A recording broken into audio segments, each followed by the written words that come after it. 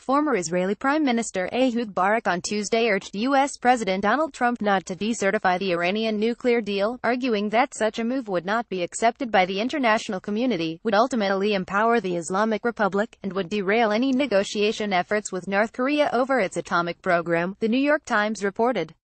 Since President Trump last certified Iran's compliance with the nuclear deal in July, he has strongly indicated that he won't do the same on the October 15 deadline. Get the Times of Israel's daily edition by email and never miss our top stories. Free sign up. Even if America decides to pull out of the deal, no one will join, not the Chinese, not the Russians, not even the Europeans, Barak told the New York Times in an interview. It will serve the Iranians. Last week, The Washington Post broke news of the administration's plans to refuse to certify that Iran is abiding by the accord, as it is required to do under the Iran Nuclear Agreement Review Act, a deal struck between Obama and Congress in 2015 that mandates the White House report to Congress every 90 days on whether the Islamic Republic is honoring its commitments. Barak, who also served as defense minister and from 2007 to 2013 and had during that time reportedly pushed for an Israeli strike against Iran's nuclear facilities, asserted that Iran was so far complying with the terms of the agreement, and argued that decertifying the deal would provide the Islamic Republic with an incentive to push toward nuclear breakout capitally. North Korea, Barak continued, would take note of the broken deal and be much less inclined to enter negotiations over its nuclear program.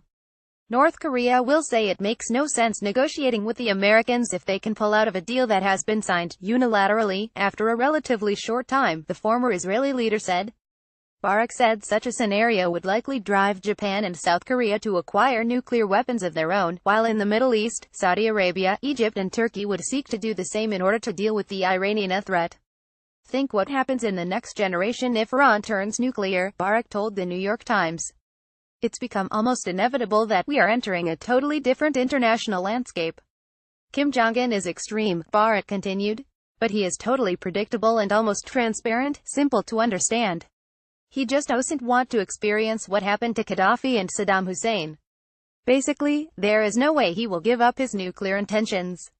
While a decertification of the Iran deal would not actually abrogate the accord, known as the Joint Comprehensive Plan of Action, it would force Congress to undertake a 60-day review period to decide whether to reimpose sanctions that were in place before the nuclear deal was implemented. Many analysts, however, have interpreted such a move as signaling Trump's intention to ultimately back out of the deal, as he repeatedly said he would as a candidate. Others have also criticized what that action would mean for American credibility, when International Atomic Energy Agency inspectors and top U.S. officials have all cited Iran as not violating the terms of the deal. Just last week, the chairman of the Joint Chiefs of Staff, General Joseph Dunford, said that Iran is not in material breach of the agreement, and Secretary of State Rex Tillerson said that it is in technical compliance of the deal. Like many Israelis, I think the Iran deal is a bad deal, but it is a done deal, Barak said in the interview. No one personally remembers the Cuban crisis or the Berlin crisis, he said.